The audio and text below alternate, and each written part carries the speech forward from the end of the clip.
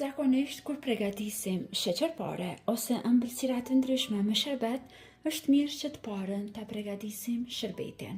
Masa që do të na nevojiten për këtë recetë janë me gota. Gota që po e përdorun është 250 ml dhe në total do të përdorim 3 gota të tilla me sheqer. Vazhdojmë tani që të 3 gotat t'i shtojmë në një tenxhere. Në të njëjtën sasi sa kemi shtuar sheqer, në të njëjtën sasi do të shtojmë edhe ujë.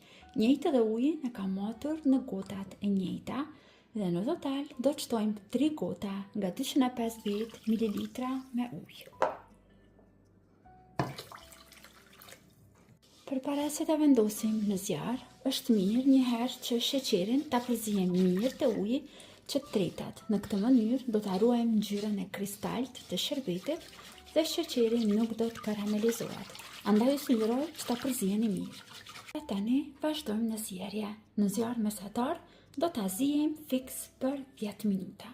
Nuk presim nga momenti që merr val kur përgatisim baklava. Këtë radhë do ta zijem 10 minuta nga momenti që e vendosim në zjarr. Tani vazhdojmë me brumin e sheqerpares. Fillimisht në njën më të madhe do të shtoni 250 gram gjalp. Gjalpi duhet të jetë i zbutur në ambient të dhome.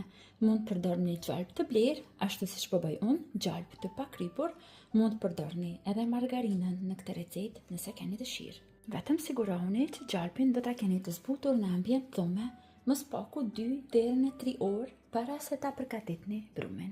Tani tek brumi vazhdojmë që të shtojmë 1 gotë çaji me vaj. Gota e çajit është 110 ml. Ashtu kemi nevojë edhe për një vezë, por vezë tek brumi do ta shtojmë vetëm të bardhën. Të kuqen do ta largojmë anësh.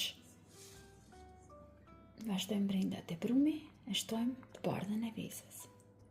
Tani e shtojmë sheqer pluhurin. Në total sheqer pluhur do të shtojmë 4 lugë gjelle. Në këtë sheqerpare duhet që të shtojmë edhe gris ose miell orizi. Miell orizi nga ai që përgatisim gjellra për bebe, ndryshe njihet edhe me emrin irmik. Në total do të shtojmë 4 lugë gjelle. Vazhdojmë ta shtojmë tani miellin dhe miell do të shtojmë diku parafërsisht 600 deri në 700 gram miell. Miellin e shtojmë pak nga pak që të sigurohemi që nuk do ta forcojmë shumë brumin e sheqerpares. Ndërsa pluhur për pjekje, në këtë sheqerpare do të shtojmë vetëm 1 lugë të mesme ose 1 lugë për ëmbëlsira.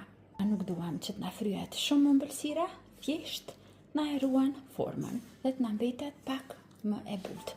Vazhdojmë tani me dorë, duke e ngjeshur mirë, duke e përzier mirë, derisa gjitha produktet që i kemi shtuar brenda na lidhen dhe të na bëhen bashkë. Dhe të fitojmë një brum të mirë, cilin mund që ta formojmë lehtë. Brumin e sheqerpares do ta kontrolloni shumë lehtë kur të bëhet gati. Brumrat që në bazë e kanë gjalpin kontrollohen shumë mirë, sepse do të shkepen nga ina ku po formohet dhe nuk ngjitet më brumi për dore. Atëherë do të thotë se kemi tamam të butë. Mua në total më deshën 750 gram miell që ta formoj brumin e kësaj sheqerpare. Formën mund t'ja jepni sipas dëshirës. Unë sot do t'i bëj në forma rumbullake, por sipër do t'i dekoroj me ara. Marrim kështu nga një top, e bëjmë në formë rumbullake në duar dhe sigurohemi që e kemi lëmuar mirë në këtë mënyrë. Vazhdojmë i rendisim në tepsi. Në të njëjtën mënyrë e përgatisim të gjithë brumin e sheqerpares. Pasi kemi renditur gjitha në tepsi, tani e marrim të kuqen e vezës, cilën e larguam anësh në fillim. Dhe vazhdojmë lehtë ta lyejmë secilën pjesë të sheqerpares.